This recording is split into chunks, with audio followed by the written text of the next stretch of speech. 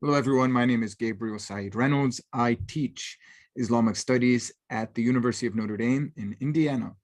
And this is Exploring the Quran and the Bible. Really happy that you've come along this way, and I'm really delighted to introduce a discussion with Dr. Abdullah Galadari.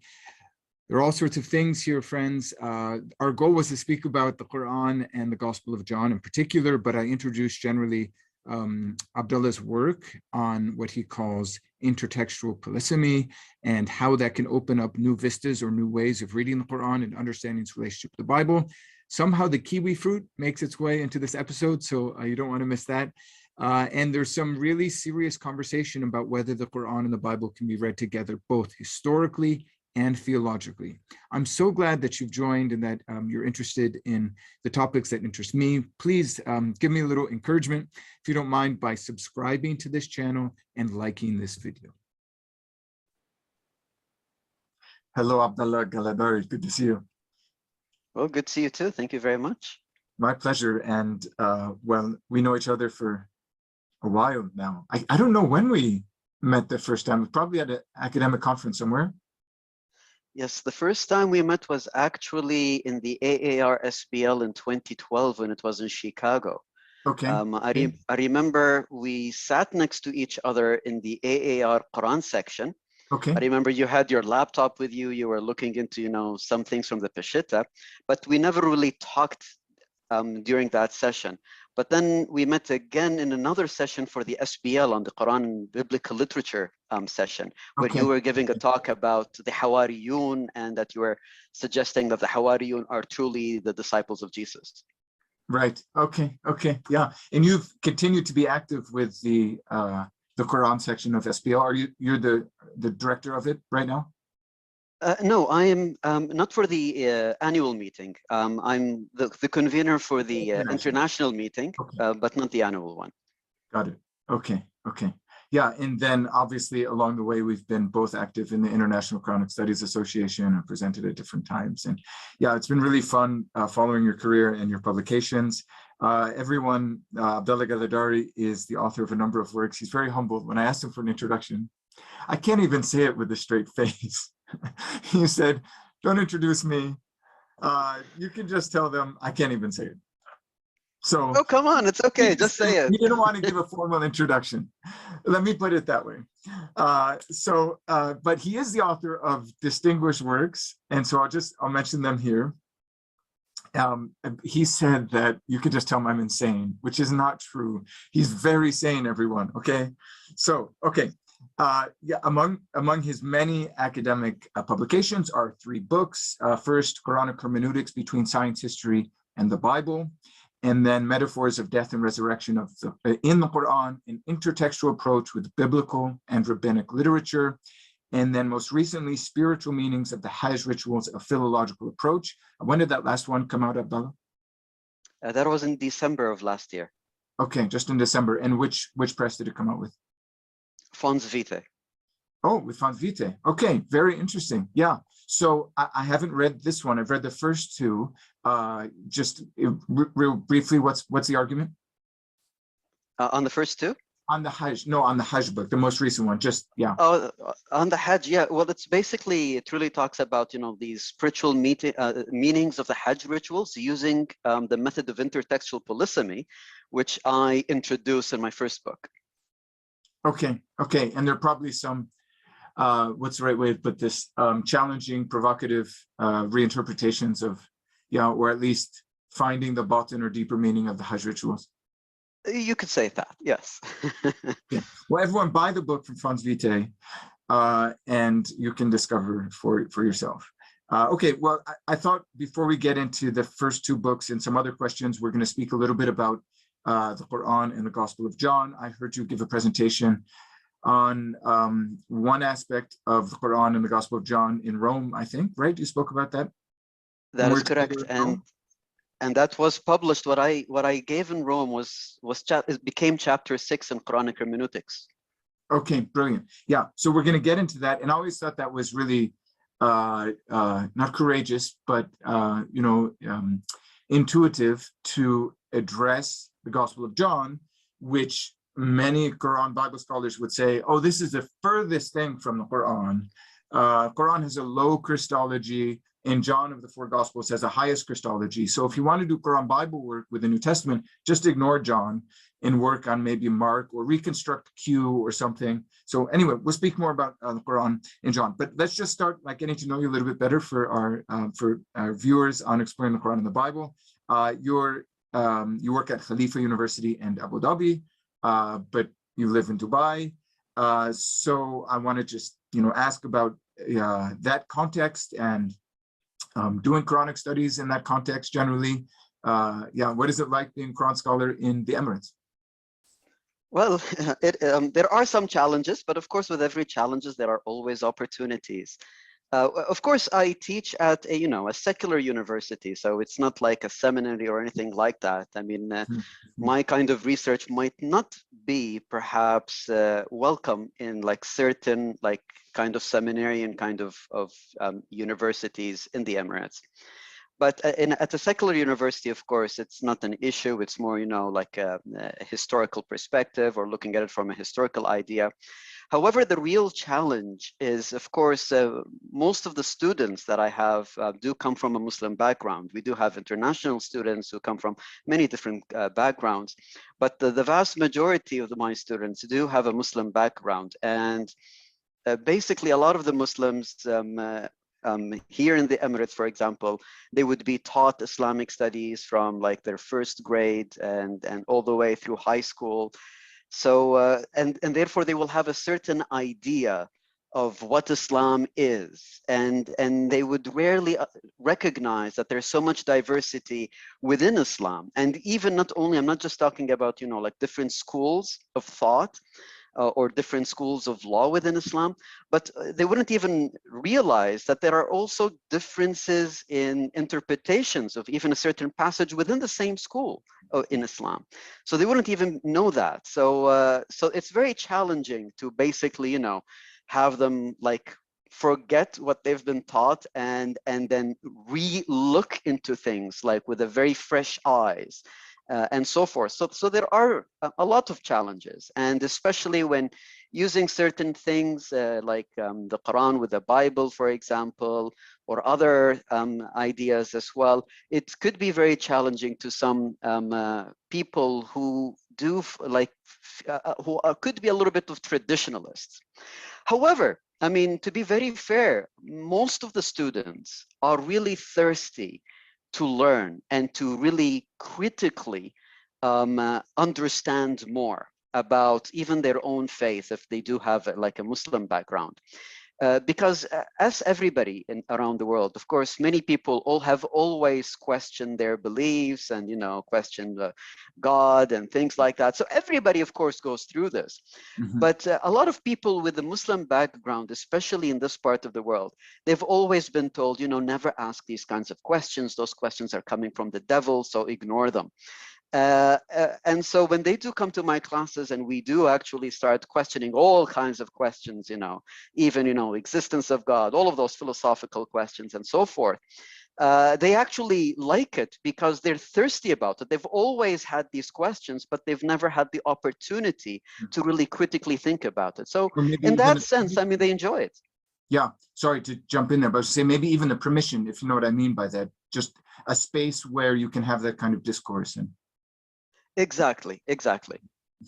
Yeah, I feel like I hear different messages or analyses of the currents of Islamic thought, particularly in the Muslim majority world, because sometimes you hear that Salafism is on the rise, and there's more and more a phrase I heard on Twitter today, gatekeeping to defend orthodoxy or what people conceive of orthodoxy. Obviously in the Pakistani context, there's these famous or infamous blasphemy laws, but there are even cases in the Arab world of people being accused of blasphemy or heresy. Or I don't know if you heard the case of Said Jabal Khair in Algeria. So put something on Facebook about the Quran and was accused of apostasy or blasphemy. Maybe, I'm not sure what I think it was harming religion was the actual accusation. So, but then on the other hand, you hear sometimes that, gosh, who was telling me recently that, there under the surface, there's a wave of critical free thought, even atheism, particularly in the Arab world, and this is spreading. People like Mustafa Akyol, who was on this channel, has made the case that the more religion is imposed by authority, the more people actually rebel against it. So I don't know, do you want to speak to that at all? Like, which of those trends is more prominent, or are they both out there? Well, you're right. I mean, I think both are out there. I really think, however, it's not usually the content of what you say that makes people,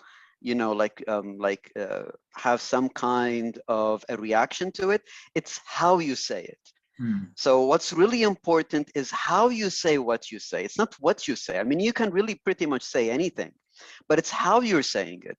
It's the attitude that you're using and that you're having when you say. So that's what's really important. And that's basically how people would interpret you or better understand you. I mean, if you're there attacking religion with an attitude of attacking religion, then obviously you will have this kind of reaction. But if you say it in a certain way that is perhaps more respectful, and maybe you're being, trying to be sincere about it, then I don't think, that people are really that bad. I mean, they're usually kind. Right. Got it. I've heard people say that, we won't stay on this topic for too long. We will get to your books and things, but I've heard people say that in the Muslim majority world, atheism is basically tolerated, like ilhad is basically like, it's maybe even some ways a legitimate intellectual position to be an atheist, mulhid. I don't know if that's a good translation. You could speak to that if you'd like, but critical work on the life of the Prophet or the Quran is less tolerated. It's better to deny God than to deny the Quran or deny the Prophet. What do you think about that? Well, I think even atheism, would actually even have, some kind of a negative reaction if one is an atheist. So I think it's really both. But again, I mean, that is why, yes, in the Arab world, you will find a lot of this like big trend of atheism coming up and this movement coming up. But it's so far, a lot of it is really underground because a lot of people really are afraid of going out in the open. So atheism or even, being critical about the Prophet or the origins of the Quran and things like that, I think both would really be equally not very much tolerated. Complicated. Okay, got it. Right. Okay, so let's circle back to your own intellectual journey. And so you mentioned generally, and we know from your book titles that you have interest both in Quran and Bible. So can you just speak to that? How did you gain that interest? A lot of people are interested in Quran and Quran alone, or Quran and tafsir, but you have this interest in Quran and Bible. So how did that come to be? That's interesting. I mean, well, basically, I've always been a very curious person. I mean, ever since I remember my childhood, I've always been very, very curious, especially about really the big questions in life. I didn't really like just to take things for granted. I pretty much questioned everything, because not questioned meaning that it's not that I'm not believing in it, but questioning in matters of more like I want to learn more about it. Like why are things the way they are? So like, for example, ever since childhood, of course, we're always being taught how to practice certain things, how to do certain things, but I always questioned why. Okay, so we know how, but how about the why behind it? Right. So I've always been very, very curious. I remember, for example, I was very close to my grandparents, and so wherever my grandfather went, he used to always take me with him. And so he used to take me to the mosque, for example, whenever there is, for example, like a mawlid with one of his neighbors, for example, he used to take me along. I used to love basically going pretty much everywhere he took me to. And I've always seeing things that are perhaps, different people and different things. And when I was in school, I went to school, which was basically, we had a lot of diversity. I mean, we had Christians in school, we had Muslims of different backgrounds as well in school. So one of my friends, for example, very close friend, was a Shia. And I used, like, whenever I used to go and visit him at his home, I used to borrow from his father's library lots of those Shia books and to read them and to study them. I would go with him to the Shia mosque and to see the practices in there. I had a Christian friend who was actually Lebanese, who gave me, for example, the New Testament in Arabic, and I was very much interested to like study the New Testament. Okay, so what does it have to say and things like that. So in reality, I was very, very curious. I mean, there are other more profound, you know, things in my earlier life that perhaps I would say that really made me like think more and directed me into a certain direction. But I think that they're very personal. So, I mean, I'm not going to go into it. Yes, we don't forget, we're on YouTube. Yes, but generally speaking, I mean, I was always very curious. So even when I went to study at university, I initially studied engineering, and I became an engineer. I went all the way through engineering, Ph.D, and so forth. But even when I was studying engineering, I was always, you know, very curious. I mean, I studied in the United States, my engineering. So my undergraduate, I was doing it in the US. And over there, well, I used to go to like Hindu temples. I used to go to Buddhist temples. I used to go to like different kinds of churches. So in Dubai, for example, of course, we've got so many churches here. But of course, in the US and in the US, you know, context, the churches over there are quite drastically different than, you know, like Eastern Christianity and Eastern rites of Christianity. So they're very, very different. So that to me was new, and so I was looking into that as well. And so I've always been curious, reading a lot, studying a lot, and always questioning, like, what's the truth? So perhaps the fuel of all of my spiritual journey, if you like, the real fuel is curiosity, is simply to know the truth for its own sake, whatever it is. Yeah, and I want to ask a little bit about world religions, and in particular, I mean, based on your life experience, I think, have you traveled in East Asia, Southeast Asia also, is that right? Yes. Yeah, I thought I remember that. So I wanted to ask about the notion that we sometimes hear in the Middle East, and I think it's a shared discourse for Muslims and Christians, that you have the like the celestial religions, Samawi or something like that. You know, basically you have Judaism, Christianity, Islam. These are celestial religions. And then you have the non-celestial religion, you have the other religions, yeah? So, I mean, in light of what you just said, I'm really curious about what you think about that division. Well, I mean, it's like what's perhaps not just, you know, in the Muslim world, who would call like celestial religions and non-celestial religions, but I think pretty much everywhere around the world today, they would call them like, you know, Abrahamic religions and non-Abrahamic religions. So the celestial religions could just be, you know, called the Abrahamic religions, and the non-celestial religions, or what people think are non-celestial, is perhaps the non-Abrahamic. Well, but I mean, using the term celestial, Samawiya, implies, excuse me, that at their origin is revelation. And even in Catholic theology, for example, there are the terms supernatural and natural, which a lot of comparative theologians don't like because they feel that is basically not nice to the non-supernatural religions, right? But when you say celestial, it implies the origin is divine, and presumably everything else, Hinduism, Buddhism, Jainism, Sikhism, you name it, the origin is not divine, but are just human creations. I don't know. Do you want to comment any more on that, or should we just go on?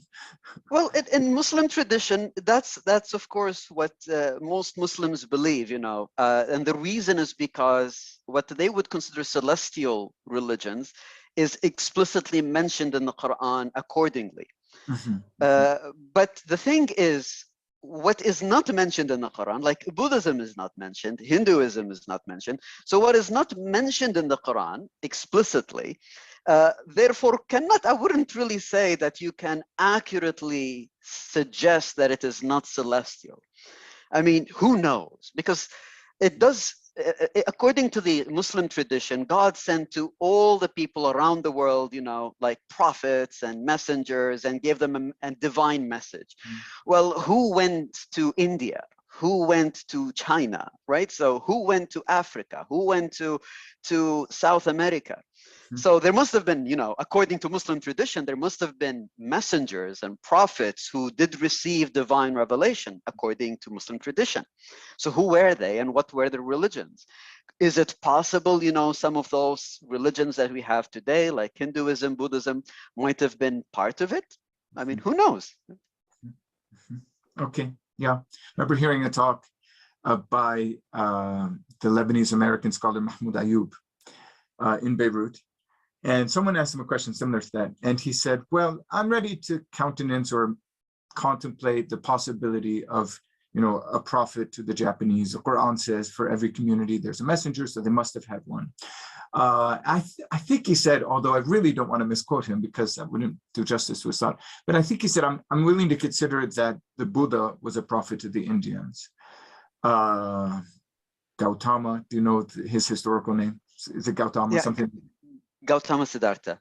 Gautama Siddhartha. Yeah, so I'm going to countenance it. But, and then someone, I think it was a Christian in the audience, said, well, like, what about like modern day prophets, like, you know, and he's like, no, not after Muhammad. There's no true religion after Muhammad. Okay, so let's circle back to the Bible. Now, I want to ask whether it makes sense to think of the Bible and the Quran under the same category. Here's what I mean by that. And we'll get to intertextual polysemy and other, or polysemy and other topics specifically about your books in a second. But I just wonder about your thoughts. Like sometimes we hear that you know, the Bible and the Quran are fundamentally, substantially from completely different categories of literature. I mean, the Bible, after all, is a collection of works. It's more a library. And with the exception of maybe some of the prophetic works in the Old Testament or Hebrew Bible, it's basically not articulated as the word of God, but the word of humans speaking about God. So yeah, I mean, I think we're tempted just because you think like, okay, Muslims have the Quran, Jews and Christians have the Bible, to think of them as similar sorts of things. But I mean, does it make sense at all to compare these books? At least as works of literature, they're so different, right? Any thoughts about that? No, I fully agree with that. Of course, biblical literature is, as you said, it's a collection of works. It's written down across different times, different geographies, and different environments, and it can't be compared with the Quran, which was, you know, perhaps only specifically within a specific time frame, composed within a specific time frame, and within a specific context and environment. So yes, it would be unfair to compare, you know, the Quran with the whole Bible. Like some people would say, you know, well, for example, this passage in the Psalm is different, you know, than this passage in the book of Zechariah. And so this is shows that the Bible is you know, tampered with, or, you know, something happened, or there's a contradiction where we don't find this with the Quran. Well, it's unfair really to do that kind of a comparison because of that. However, when we're looking into comparing the Quran with biblical literature, we're basically looking at the Quran as part of the reception history of the biblical literature. So basically, the Quran is engaging with certain passages, or perhaps with certain ideas found in the biblical literature. So what we're trying to understand is, how is the Quran really engaging with the Bible? So it's not a matter of, you know, let's compare the Quran with the Bible and in terms of their genre and literature and so forth. But in reality, we want to really compare, well, how is it engaging with it? And the people who believed in the Bible, or as the Quran puts it, Ahlul Kitab. I really like this notion of reception history in the Quran as part of that. Yeah, I think that's a really fruitful way to think of the Quran relationship to the Bible. But a frequent sort of response that I hear to that is there's no reason to think of the Quran in any way receiving the Bible or even biblical tradition, because just because there's a similarity. So let's say, I don't know, certain things the Quran says about Jesus, certain miracles, healing lepers or healing the blind, or even his virgin birth. Yes, these are in common with the Gospels, but the response I sometimes hear is the commonality is because they both have a divine origin, right? So the Bible or the Injil came from God, and the Quran came from God. And so they have the same author, therefore they're similar. So the connection is vertical to God, but it's not horizontal between the Injil and the Quran. So any sort of study that tries to make that horizontal link is based on a false premise. What do you think about that? Well, of course, that's a theological rather than an academic question. But even from a theological perspective, the language of the Quran is a human language. In that means that the Quran is basically giving a message to humans in their own terms, in the language that they would understand. So, for example, the Quran talks about, the fig, the olive, the pomegranates, the grapes. It's something that the audience of the Quran would understand. It did not talk, for example, about the kiwi fruit, because its audience at the time would not have known what a kiwi fruit is. So when the Quran, for example, talks about certain things in the Bible, well, it's because the community with whom the Quran is engaging with and is the direct audience of the Quran, they know what it is. They know what those like stories are based on the biblical literature. So they've got the background, and the Quran is speaking in their own terms with the language that they would understand. So that's what I would say. I mean, it doesn't matter from the vertical perspective, but we should understand that the Quran is basically, if even from a theological idea, is basically a conversation with humans, and therefore it must be in human language, a way that the humans will be able to comprehend and understand. That's why you wouldn't find the kiwi fruit in the Quran. You wouldn't find the pineapple in the Quran, but you will find the grapes and you'll find the pomegranates. Yes, very interesting. Okay, yeah. I may use that about the kiwi fruit. All credit to you. Another response I see to work on Quran and Bible is that the Quran itself says that the scriptures of the Jews and Christians are corrupt, muharraf. I mean, as I'm sure you know, the word tahrif in that form doesn't appear in the Quran, but it does. The Quran does say in a couple of places. I've argued specifically about the Israelites, but open to a response to that. It does says yuharifuna kalima an mawadi'ihi. So something like they change the words from their meanings, but that's taken to mean that phrase and some others too. The Quran speaks about twisting tongues or hiding divine revelation or writing the book with their hands. So there's all this language which seems to speak to at the very least, the poor stewardship of the Jews and Christians, especially the Jews, of divine revelation.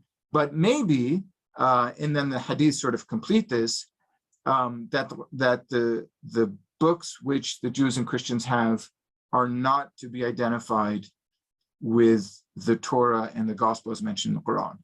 And so if anyone like Abdullah Galadari shows up and says, hey, look at these really interesting connections between the Bible and the Quran, someone might say, well, the Bible is not the Torah or the Injil. The Quran tells us to beware of the Bible. And so already, like from the very beginning, your work would seem to be invalid.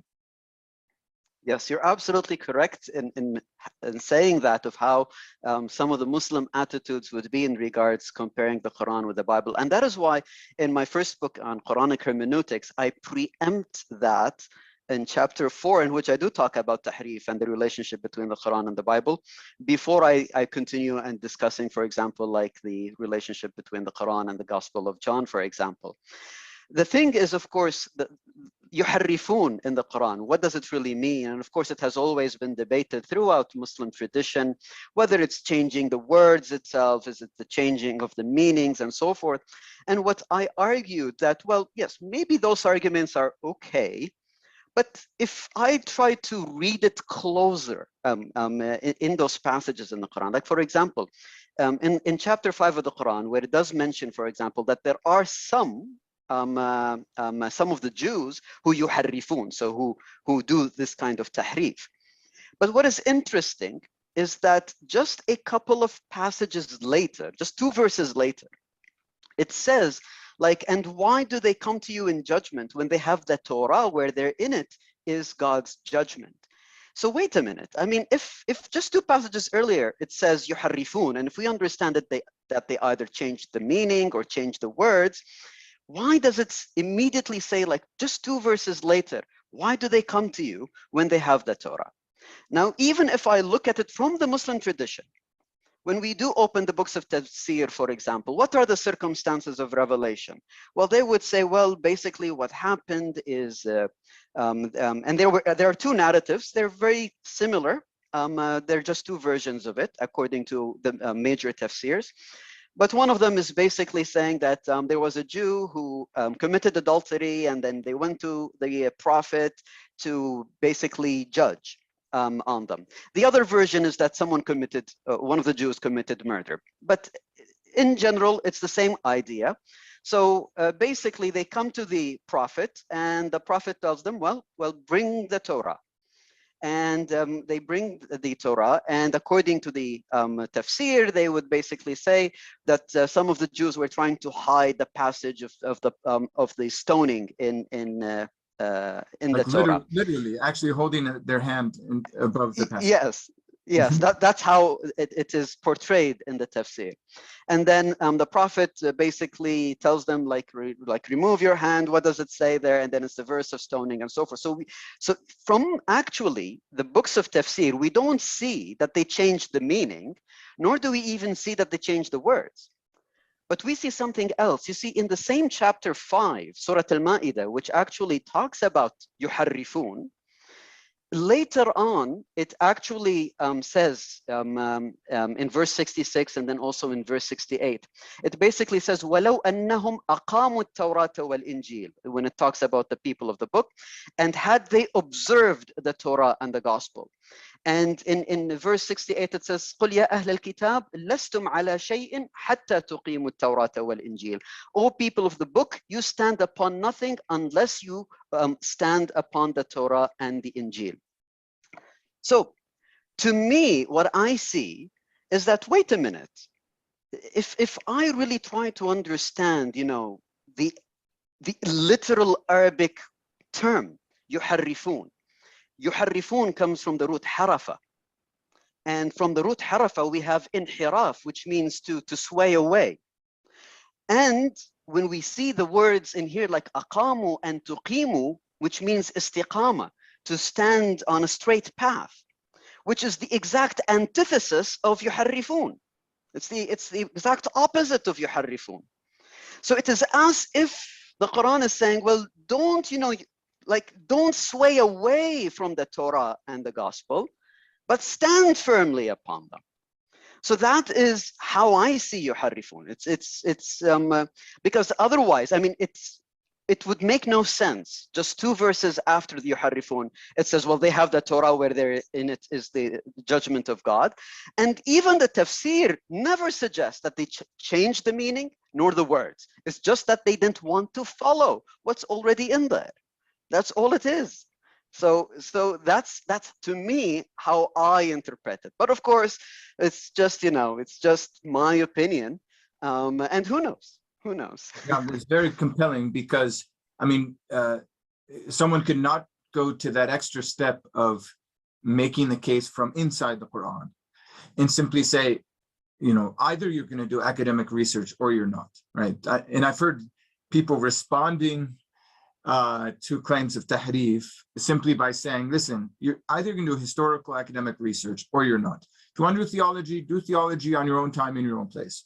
But if you want to enter the academy, then the Quran is a book, Bible is a book, history is history, things have connections, and but it's really interesting that you make an even more compelling case that if you analyze the Quranic material and maybe some of the tafsir too, that there's reason to do Quran and Bible research. You introduced us briefly to this idea of, I think you pronounce it polysemy. I was saying polysemy, intertextual polysemy. How am I doing now with the pronunciation? Well, I mean, I'm not an English professor. So okay. All right, all right. And who knows, it might be different, with British English pronunciation, Australian English, and, American English. So. Yeah. I think you should add a little TM next to it, though, because I think of it as your term, like it's yours. So let's speak briefly. I don't know if we're going to get to the resurrection book because time is wasting away, but let's speak about this method, and which you introduced in the first book, Qur'anic Hermeneutics, between science, history, and the Bible. And maybe you could give us an example or two of how it works. Sure. I can either give you an example from within the Quran, or perhaps between the Quran and maybe the Gospel of John. And maybe we can do that. Let's do between the Quran and the Gospel of John. So, for example, like one of the major things, like between the Quran and the Gospel of John, is of course the whole idea of the incarnation of the Word. So how does the Word, which is from God, or is God, therefore is divine, becomes incarnated, becomes embodied, becomes enfleshed? And this is basically like what many people would say, oh, but the Quran, of course, it has nothing to do with such a thing. But if we do really analyze the Quran a little bit closer, with certain terms that it uses, like for example, when the Quran speaks about the creation of the human flesh, it basically says that God speaks to the angels and tells the angels that when I form the flesh, فَإِذَا سَوَّيْتُهُ وَنَفَخْتُ فِيهِ مِنْ رُوحِي. So when I form this flesh and breathe into it from my spirit, and then it says bow before it. So basically what is interesting, for example, it says سَوَّيْتُهُ, which means, to form. Usually that's how it is understood. But it's the same term that the Quran also uses about God sitting on its throne, which is istawa ala al-arsh. So basically, فَإِذَا سَوَّيْتُهُ, it's maybe like when God forms the human, just like God sits on its throne, and then breathes into it from God's own spirit, then it's as if, regardless, that is why in my book, I don't deal with theology or Christology.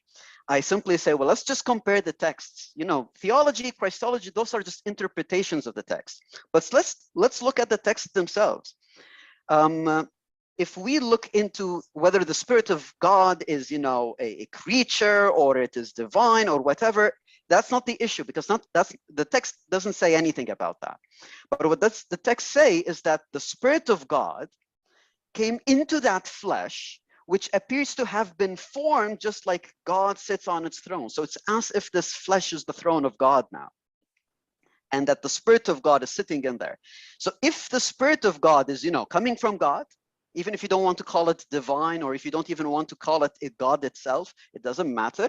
But if it's coming from God, and that thing that is coming from God is now in flesh, and if the Word, which is coming from God, regardless whether you want to consider it divine or God itself, regardless, but then you do have these things. You have the Word in flesh, and you have the Spirit of God infleshed in the Quran as well. So in both places, we see something that is very, very similar. And we would be able to see that, especially when we use like polysemy, where a word has multiple meanings in the Arabic language, like sawaytuhu and istawa, for example. And by the way, even sawaytuhu could also be understood as sawaytuhu, which means made him my equal. So it is as if this bashar, this flesh, is now equal to God, right? That's also another way. In a polysemous reading, one could understand what's going on. It's as if this bashar is now equal to God. And then, of course, I'm not going to deal, with Christology, just comparing texts. And so if this word is infleshed, and this here in the Quran, it says that the Spirit of God is infleshed. So we do see that there's a lot of similarities, regardless of how people interpret it. That is why, for example, with the Gospel of John specifically, there is I have a full chapter specifically talking about the logos, about the word. And because, one of the major stumbling blocks between, Muslims and Christians is Jesus begotten of God. And the Muslims will say, Astaghfirullah, right? Lam yalid wa lam yulad, right? God neither begets nor is begotten. And the Quran is very explicit that, Jesus is not walad of God. Very, very explicit. But then you do see that in the Gospel of John, that's basically, that Jesus is begotten. But then, wait a minute. I mean, we need to try to understand the terms that's going on, the terminologies, the polysemy of the terminologies as well, and how they are engaging with one another. Well, what is interesting, like in the Greek language, to give birth or to beget, in other words, is from the root ginnao. And the root ginnao is simply the causative form of ginomai. And ginomai is the verb to be in the Greek language. Okay, what is interesting when we read the Quran, for example, whenever it basically says that Jesus is not walad, it immediately qualifies it with that whatever God wills, God says to it be, and it becomes. So according to the Quran, Jesus is not tawallad of God, not begotten through tawlid, right? But Jesus is takawwan of God. But wait a minute. If we look into the Greek language, ginomai is the verb to be, which would correspond to the Arabic, the verb yakun or kana. So what is the causative, like the causative form of yakun is takawwan. So ginnao in Greek can also be translated as takawwan instead of tawallad. So maybe what the Quran has perhaps no problem with the Greek term that is used in the Gospel of John, or even with the Nicene Creed, has no problem with the Greek term. It only has a problem with how it's translated into Arabic. So how is it translated in Arabic? The Quran seems to be very firm. Say takawwan, don't say tawallad. So it still means caused to become, still same meaning, because in the Greek language, there is no difference. That is why perhaps the author of the Gospel of John was very adamant to explicitly say, both in chapter 1 and chapter 3, to differentiate between that which is born of flesh and blood and that which is born of the divine. So very, very explicit, because it's the very same Greek word. There's no other word. Maybe the Quran simply wants to use two different terms for it, which both would still correspond to the same Greek term anyways. And maybe what I suggest is perhaps the reason why the Quran is very adamant to use the verb be, or kun fayakun, and therefore takawwan, maybe because it's trying to interpret the Johannine logos. Because when we read, of course, the prologue of John is paralleling the prologue of Genesis. And if we read Genesis independent of John, we see that it is God who created everything. And the word that God creates everything with in Hebrew is yehi, which, by the way, the Septuagint, of course, translates it as genithito, from, of course, geni, from ginomai, same term as So genao. can I just throw in a couple of things here? So just in case people don't know all the references. So prologue of John, in the beginning was the Word, and the Word was with God, and the Word was God. Of course, it goes on for, 18, 19 verses with language about the Word of God and Christ who comes into the world. And then Yehi in Genesis 1 is basically let there be, usually rendered into English as let there be light, let there be. And then one more reference in the Quran, you said we have these references even for the creation of Jesus, where it's said when God wants to do something, be, and it is. So the Arabic word there's kun fayukun, right? So, okay, I don't want to throw you off completely. Maybe I did, but you can complete the thought. No, that's perfect. That's perfect. So at least everybody would be with us on the same page now. Right. So basically, when in the beginning of John, where it says in the beginning was the Word, and the Word was with God, and the Word was God. Well, according to Genesis, that word is yehi, or kun in Arabic, right? If I translate it in Arabic, it's genithito in Greek, for example. So it's the word kun or yehi. And when John says, and the Word was God, well, of course, Of course, it was God according to the Torah. Because how does God reveal God's self to Moses in Exodus 3:14? So in Exodus 3:14, God says, Ehya asher ehya, I will be who I will be. So God basically says that God is Ehya. God is I will be. God is be. If I translate it, I mean, the Quran, for example, translates it, by the way, in 3 different ways, this encounter between Moses and God. In one translation, it translates as Inni an Allah. In another translation, it translates as Innani an Allah. And the third translation is Innahu an Allah. But if I want to literally translate the Hebrew, Ihya Asher Ihya, it would actually be Akun man Akun. So that's what it is, Akun man Akun. So God is the Akun, in other words. And that is why perhaps the Quran says, don't say walad, say takawan, it's kun fayakun. This is the word, that's the logos, that's what the Gospel of John is trying to convey. And that is what basically, without, looking into the terms, closely looking into the terms and how they correlate with one another, it would be difficult to see that. And I think maybe like you ask any Muslim in the street, Jesus is tawallad of God? They will say, astaghfirullah. No. But you ask them, is Jesus takawan of God? Yes, of course, absolutely, Jesus is takawan of God. But in Greek, it's the same.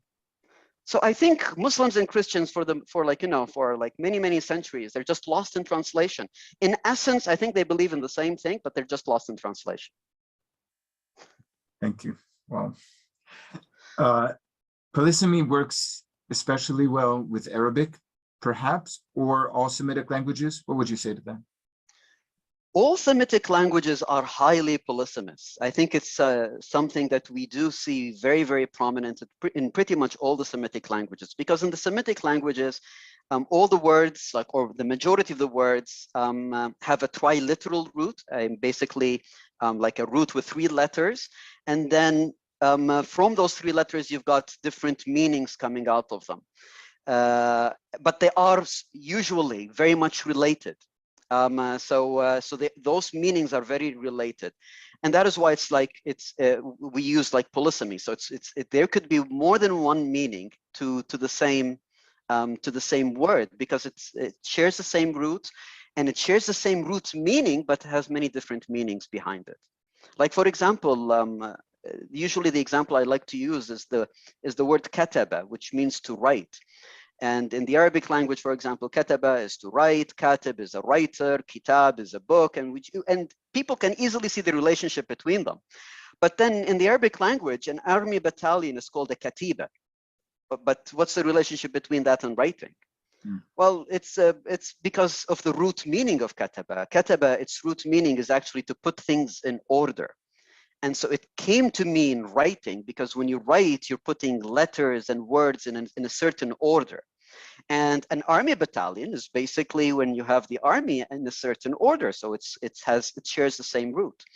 So basically multiple meanings, but they are related. It's not as if they're completely unrelated from one another. Right. Okay.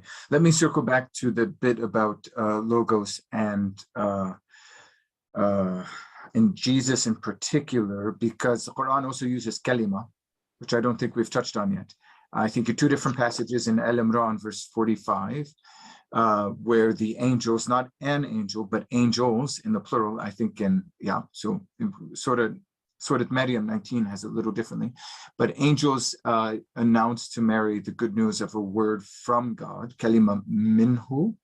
And then in a passage which seems to be a polemic against Christian doctrine, but you could correct me, Surah An-Nisa, verse 171, the Quran speaks of Jesus as a kalima alqaha ila Maryam, so a word which God probably, maybe, cast into Mary.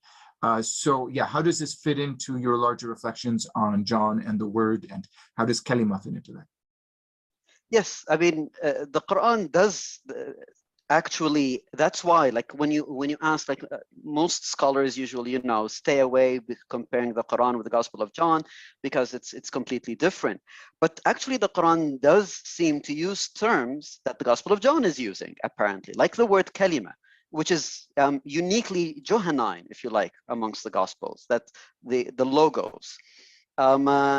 So therefore, the Quran does have an understanding that yes, there is, whether it's directly engaging with the Gospel of John or with Christian beliefs in regards to the logos, with especially logos Christology and things like that. That was also debated amongst different Christian churches. But regardless of that, there are terms that we know that the Christians have been using that comes into the Gospel of John. And the word kalima is one of them. And yes, like for example, when the passage you talked about in Surah Al-Imran, where the angels say that in Allah yubashiruki bi kalimatin minhu, which by the way, when we look into the polysemy, very interesting polysemy here. I want to use intertextual polysemy. Yubashiruki bi kalima, usually understood as giving you good news of a word, right? So giving you a good news of a word from God. But also yubashiruki means the gospel, right? Because that's what the gospel really means, right? It's the good news. So it's as if also saying, gives you the gospel of a word from God. So the word of God could be also understood as a gospel here. But also the word yubashiruki, comes the word bashar, which means flesh. So God is causing you to inflesh with a word from God. That's, intertextual polysemy again. So, so here again, we see this perhaps, even a more kind of explicit parallelism with the Gospel of John about, and the word became flesh, right? The kalima sarat bashara in Arabic, we would say. So the word became flesh. So and here we see yubashiruki bi kalima. Wow, it's very interesting. Let's think about the polysemous nature of the terms here. Now, about 4171, which you said is polemical against Christianity. Actually, let's read the Quiconque Volt, right, which is usually known as the Athanasian Creed, or some academics would rather call it the Pseudo-Athanasian Creed, because, of course, its authorship to Athanasius himself is debatable. But when we read the Athanasius, because what does it really say, so that the others really know? It basically says, on top of my head here, I'm trying to remember the passage, but it says, "O people of the book, don't go to extremes in your religion, and do not say against God, or don't say about God except the truth. The Messiah, Jesus, the son of Mary, is but a word from God, is a messenger from God, yeah. Is a messenger from God, and a word he bestowed to Mary, and a spirit from him. So believe in God and in his messengers, and do not say three. Stop or desist. It is better for you, for God is only one God. Praise be to him to have begotten." So into that sense. So basically, I wouldn't actually see this necessarily polemical against Christianity, because if I read the Quiconque Volt, the Pseudo-Athanasian Creed, well, what do we see in the Pseudo-Athanasian Creed? How many times does it say, don't say three? Right? It says like, the Father eternal, the Son eternal, the Holy Spirit eternal, but yet do not say three eternals, only one eternal. The Father Almighty, the Son Almighty, the Holy Spirit Almighty, but yet do not say three Almighties, only one Almighty. It says that so many times, and then even later on it says, and we in our Catholic belief, we believe that they are not three gods and not three lords, but one Lord. So if I compare this with this passage, I see, hey, that's like, that's like the Pseudo-Athanasian Creed here. There's no difference. This is an argument actually close to, it's articulated differently, but it's close to something said by an Italian scholar, not very well known, named Giulio Bassetti Sani. Have you ever heard this name? No. He was a Franciscan priest who wrote a book called The Qur'an in the Light of Christ. And maybe for another conversation, or maybe I should record a YouTube short about this. But he says, well, basically, if you want to understand why the Quran and the New Testament are actually in harmony, you have to understand the historical context in which the Prophet Muhammad was preaching, and keep in mind that there was a Jewish community in Medina, and of course, Surah An-Nisa by tradition is a Medinan surah. and that they would malign Christians, accusing them of polytheism or tritheism in particular. And so they would say, oh, you tritheist, 333. And so the Quran's actually responding to them. So you don't go there exactly, but in interesting book that I read sometimes with my students at the University of Notre Dame. This is really great, and there's so much more to speak about, but we're getting towards the end on time. We didn't get to metaphors of death and resurrection in the Quran, but I think that's fine, because we'll just do that if I can convince you in a second episode, and get back and do that. I want to speak about the Ma'idah episode 2, but I think we may save that also, because there's just a lot to be said about that passage towards the end of Quran 5, which I would make the case is connected to the bread of life discourse in the Gospel of John. So I'd like to speak to you about that. And maybe we could even just sort of go verse by verse through that passage together and speak about what's up there and whether there's actually a connection to the Eucharist. But all of this is now a teaser, because we should end about now. Before we end though, how can people stand? Well, let's start with this. What are you working on now? What projects do you have going on? Well, I've got my hands full really with lots of things, unfortunately or fortunately, depending on how you look at it. But one of the things that I'm currently working on is really looking into the Quran and basically any allusions to the final, like 24 hours, if you like, of Jesus Christ. So comparing the Quran with the Gospel of John, but not only the Gospel of John, so looking also with the Gospel of Luke, Gospel of Matthew, even the book of Acts, because, you know, like in the farewell discourse of the Gospel of John, you've got the promise of the Spirit, but its fulfillment only happens, of course, in the book of Acts.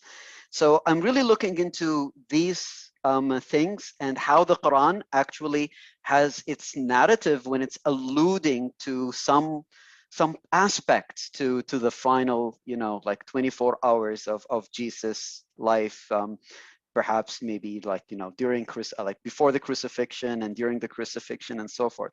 So that's one of the things that I'm currently working on, and maybe in the future, and I'm talking, you know, like distant future. I'm thinking about, I haven't yet made my mind about it yet, but I'm thinking about maybe talking a little bit more about the Trinity. And the earliest Islamic and Qur'anic, you know, engagement, if any, with the Trinity. Great, terrific. Yeah, thank you. And finally, if people want to just stay in touch with these projects and others that you may be up to, what's the best way to stay in touch with your work? Well, when it comes to social media, I am an illiterate person. So I am ummi when it comes to social media. I mean, I know you're that you're on Twitter. I know many scholars are on Twitter. Some are on Facebook. And so everyone. Sorry, keep going. But yeah. So to me, I mean, the only thing I have is really the academia page that I do, in which I usually post my latest publications in there. But yeah, I mean, I'm not really active in social media. And I think it's a good thing, at least in my context, not to be active in social media. I may be a good thing in any context, Abdullah. And, you know, a lot of elements on Twitter are unpleasant. I think if you're into politics, it's unpleasant, whatever country you're living in. But also when it comes to religious studies, yeah, it can be pretty brutal, and you get a lot of negative vibes. So yeah, but I'm there anyway. Yeah, I'd really recommend everyone to look at Abdullah's publications, many of which are there in full free PDF form on his academia page. So yeah, do that, and we will, if I could convince him, we will have Abdullah back on exploring the Quran and the Bible. So, but for now, thank you so much. Thank you very much. Well, friends, thanks for being with us for this episode of Exploring the Quran and the Bible. I hope you found it to be an edifying discussion. I really hope that you find generally the content on this channel to be useful. There's a really diverse range of things in regard to Quranic studies and biblical studies with top-notch scholars. And we'll be really grateful for your support. So please don't hesitate to like the videos, starting with this one maybe, to subscribe to the channel and to share the news with your friends about exploring the Quran and the Bible.